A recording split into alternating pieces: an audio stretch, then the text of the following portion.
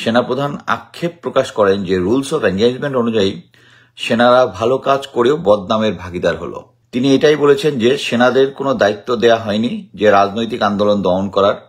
সেনাবাহিনীর এই জন্য মিছিল অবরোধ এসব বাধা হয়ে দাঁড়ায়নি বা দাঁড়াবে না করবে।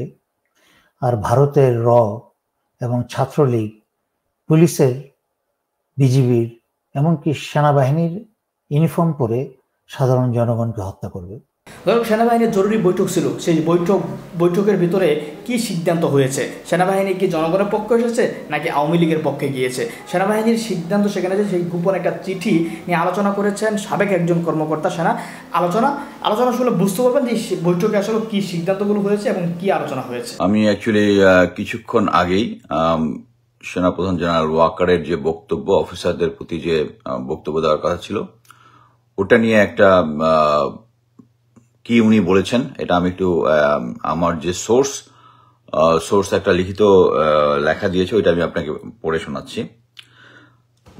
সেনাপ্রধানের বক্তব্য, উনি মূলত দেশের বর্তমান পরিস্থিতিতে সেনাবাহিনীর অবস্থান তুলে ধরার চেষ্টা করেছেন। তিনি প্রথমেই একটা ফিরিস্তি তুলে ধরেছেন সেনাবাহিনী কতগুলো পয়েন্টে এঙ্গেজমেন্ট করতে বাধ্য হয়েছে, কত রাউন্ড ফায়ার করেছে, সেই ফায়ারে কতজন আহত হয়েছে।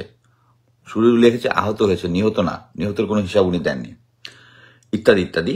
একই সাথে সেনাবাহিনীর জন্য মূল দায়িত্বটা কি ছিল সেটাও তিনি বুঝিয়ে বলেন। তার মতে সেনাবাহিনীর যে অর্পিত দায়িত্ব ছিল ব্র্যাকেটে আইন শৃঙ্খলা বজায় এবং জানমালের ক্ষয়ক্ষতি করা, সেটা আমাদের সেনারা ভালোভাবে পালন করেছেন এবং সেই জন্য তিনি সেনাদের প্রতি গর্বিতও বটে।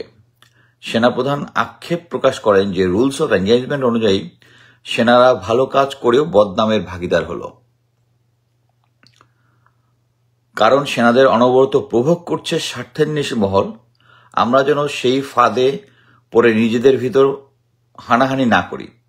তিনি এটাই বলেছেন যে সেনাদের কোনো দায়িত্ব দেয়া হয়নি যে রাজনৈতিক আন্দোলন দমন করার। সেনাবাহিনীর এই জন্য মিছিল অবরোধ এসব বাধা হয়ে দাঁড়ায়নি বা দাঁড়াবে না। তবে রাজনৈতিক আন্দোলনের নামে কেউ যদি জানমাল ও স্থাপনার ক্ষয়ক্ষতি সাধন করে তাকে সেনাবাহিনী শক্ত হাতে দমন করবে। সেনাবাহিনীর বক্তব্যের পর উপস্থিত অফিসারদের প্রশ্ন রাখার সুযোগ ছিল। এ সময় অন্যান্য অফিসারদের গদ বাঁধা কিছু স্তুতিমূলক বক্তব্যের পাশাপাশি বেশ সুকৌশলে বর্তমানে ডেপ্লয়মেন্টে থাকা 3 জন অফিসার, একজন ক্যাপ্টেন, একজন মেজর এবং একজন লেফটেন্যান্ট কর্নেল, তাদের বক্তব্য সামনে তুলে ধরেন। এদের মধ্যে একজন ছিল 25 ইস্ট বেঙ্গলের মেজর নোমান, যার ফায়ারিং দৃশ্যটা ভাইরাল ছিল। ওই যে আমরা যেটা দেখেছি লাইন পজিশনে যে ফায়ার করতেছে, যেটা মিরপুরে। সুকৌশলে এই জন্যই বলবো কেননা এখানে বিজিবির একজন লেফটেন্যান্ট কর্নেল তার ডেপ্লয়মেন্টের অভিজ্ঞতা শেয়ার করেন। এদের সকলের বক্তব্য অনুযায়ী সেনাবাহিনী ডেপ্লয়মেন্টে কোনো অন্যায় করেনি, ন্যূনতম শক্তি ব্যবহার করেছে এবং অনেক ধৈর্যের পরীক্ষা দিয়েছে। জাতির উচিত সেনাবাহিনীর এই ভালো কাজগুলো জানা। এটা হচ্ছে তার অ্যাসেসমেন্ট, সোর্সের অ্যাসেসমেন্ট। যা হোক, এই পুরো অ্যাড্রেসটার মূল লক্ষ্য ছিল অধীনস্থ অফিসারদের মন মানসিকতা যাচাই করা এবং সুকৌশলে কাউন্টার ন্যারেটিভ ঢুকিয়ে দেওয়া। সেনাবাহিনী প্রধান একজন অনেক লেজিটিমেট কথা বললেও সমস্যার মূলে যে কথাগুলো বলেছেন না, যে কেন দেশের মানুষের এত ক্ষোভ আর কেন এত মানুষ মারা গেল, এ ব্যাপারে উনি এক ফোঁটা মুখে কথা বলেননি। সেনাপ্রধানের উদ্দেশ্য মহৎ হলেও তিনি বুঝতে পারছেন না বা উইলফুল ইগনোরেন্সে বারবার এটা এড়িয়ে যাচ্ছেন যে সরকার সেনাবাহিনীর কাঁধে বন্দুক রেখে উদ্দেশ্য হাসিলের চেষ্টা করছেন। উনি এটা বোঝার চেষ্টা করছেন না যে দিন শেষে বদনামের ভাগিদার সেই সেনাবাহিনী হলো, মানে তার মধ্যে এত ভালো কাজের পরেও। একটা কথা, মানে এরপরে লাস্টে সেনাপ্রধান তার বক্তব্যের এক পর্যায়ে সবাইকে জিজ্ঞেস করেন, আমরা যদি তার জায়গায় থাকতাম তাহলে আমরা কি করতাম? কেউ কোনো উত্তর দেয়নি। সো আমরা যে সবাই আশা করতেছিলাম যে সেনাবাহিনী এই প্রোগ্রামের মধ্যে দিয়ে ভালো কিছু আসবে, আমি এখন পর্যন্ত ভালো কিছু দেখছি না। এবং গ্রাউন্ডে এখনো ছাত্ররা আছে। যাই হোক, আমি আরেকটা জিনিস এখানে বলে রাখি যে আমরা সবাই আশা করেছিলাম এই এর মধ্যে ভালো কিছু হবে, আমি এখন পর্যন্ত ভালো কিছু পাই নাই। সো ছাত্রদেরকে এখনো গ্রাউন্ডে থাকতে হবে, কোনো ডাউট নেই। আর আমি আগে যে বলেছিলাম যে Waqar versus General IKB, it's not, মানে আমার বলতে কিছুটা ভুল হয়েছে। তাহলে সেটা হচ্ছে জেনারেল ওয়াকার মানে আমি বলতে বোঝাচ্ছি যে সেনাবাহিনীর কাছে ক্ষমতা হস্তান্তর না, সেনাবাহিনী প্রথমে নিয়ে এটা সিভিল একটা অ্যাডমিনিস্ট্রেশনের কাছে। কারণ এই জিনিসটার মধ্যে আইনি জটিলতা থাকলেও যেটা আমি বিশ্বাস করি সেটা হচ্ছে প্রথমে উনি ক্ষমতা নিবেন এবং সিভিল একটা অ্যাডমিনিস্ট্রেশনের কাছে। এবং অবশ্যই এটা যেহেতু এই আন্দোলনের ফোরফ্রন্টে আছে ছাত্ররা, ছাত্রদের সাথে এখানে কোনো নেই, ছাত্রদের সাথে আলোচনা করে, যেহেতু তারা গ্রাউন্ডে আছে এবং তারা এই দেশের জন্য জীবন দিচ্ছে এখন তাদের ডিমান্ডটাই মোস্টলি আর্মিকে মানতে হবে। যদি আর্মি ক্ষমতা নেয়, যদি নেয়, আর্মি নিলে সুবিধাটা হবে কি, তাহলে রক্তপাত যে চলতেছে এখনো, ওই রক্তপাতটা আর চলবে না, এটাই হচ্ছে মূল লক্ষ্য। কিন্তু যদি সেনাবাহিনী ক্ষমতা না নেয় তাহলে ছাত্রদেরকে ফুল ফ্লেজেড রেডি করতে হবে। এর মধ্যে আমি অনেকগুলো ডিস্টার্বিং, আপনারাও নিশ্চয়ই পেয়েছেন, কতগুলো পেয়েছি, বাট এই ইনফরমেশনগুলো ভেরিফাই করা যায় নাই। অনেকে একটা ট্রেনের ছবি দিয়েছেন, ইন্ডিয়া থেকে সোলজার আসতেছে বা কি আসতেছে কেউ জানে না, ট্রেনের লাইট বন্ধ। এটা এমনও হইতে পারে, আমি অ্যাজিউম করি যে তারা বলেছিল এই মাসের মধ্যে তারা এই করিডোর টেস্ট এন্ড ট্রায়াল করবে, দেখবেন এই ঘাপলার ভিতরে টেস্ট এন্ড ট্রায়াল করতেছে, আই ডোন্ট নো, এমনও হইতে পারে কিছু একটা আনতেছে। আবার আমি একটা অসম্ভব ডিস্টার্বিং নিউজ পেলাম। নিউজটা হচ্ছে যে পুলিশের বাহিনীর যতগুলা ইউনিট আছে, যেরকম আর্ম পুলিশ ব্যাটালিয়ন, তারপরে আরো যে কতগুলা যারা ব্যাটালিয়ন হিসেবে থাকে ইমার্জেন্সি সিচুয়েশনে তারা ডিপ্লয় হয়, এদের প্রতিটা ইউনিট মানে কত হাজার যায় না, but more than 1000 spare uniform তারা বানিয়েছে। এই ইনফরমেশনটা আমি ভেরিফাই করতে পারিনি। আপনি এটা বলার কারণ হচ্ছে গুজব রটানো না। আমরা যদি সতর্ক থাকি, এরকম যদি কোনো কিছু থাকে, অবশ্যই এখন পুলিশ বাহিনী যারা আছেন, অনেকেই আছেন, তারা সাহায্য করতেছেন, তাদের কাছে এই জিনিসটা ভেরিফাই করতে পারেন এরকম কোনো কিছু চলছে কিনা। এবং আমি এখন পর্যন্ত পুলিশ বাহিনীর একটা অ্যাপ্লিকেশন দেখলেও গ্রাউন্ডে আমি দেখলাম যে এখনো তারা হোস্টাইল। সো এই আন্দোলনের লুজ হওয়ার কোনো সুযোগ নাই টিল শেখ হাসিনা লিভস। হ্যাঁ, এটা সত্য, অনেকে, শামীম ওসমান সহ অনেকে চলে গেছে। তারপর আমি আজকে একটা ছবি দেখলাম যে ফজলুল তাপস প্লেনে উঠেছে, একজন একটা পোস্ট দিয়েছে, আমার কাছে নিউজ পাঠিয়েছে। সো এটার কোনো সুযোগ নাই। ইটস নট দ্যাট আমি বলতেছি জেনারেল ওয়াকার আইকিবি থেকে ভালো, মিন্স হচ্ছে জেনারেল ওয়াকারের ক্ষমতা নিবে এবং সে অনুযায়ী চলবে। এটা হচ্ছে একটা সিভিলিয়ান ইন্টারিম গভর্নমেন্টকে দিবে, এবং সিভিলিয়ান ইন্টারিম গভর্নমেন্ট গুলা কারা হবে, স্টুডেন্ট যারা আছে তারা নির্ধারণ করবে। এবং আমি এইটুকু বলতে পারি, এই প্রেশার এক ফুটা কমানোর সময় হয়নি। আমরা কালকের ভিতরে আমাদের একটা ফুরফুরা ভাব চলে আসছিল যে এখন ইমিডিয়েটলি চলে যাবে, আমি এটা এখন আর দেখতেছি না। হ্যাঁ, কালকে পর্যন্ত দেখতেছিলাম, এখন আর দেখতেছি না।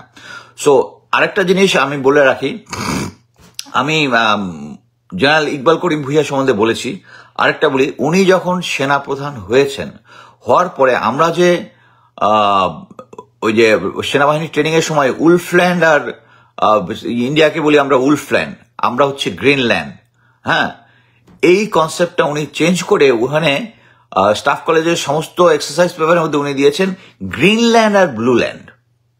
ওই সময় এটা আমি বলতে ভুলে গেছিলাম, উনি সেনাপ্রধান হয়ে এই জিনিসটা চেঞ্জ করেছেন।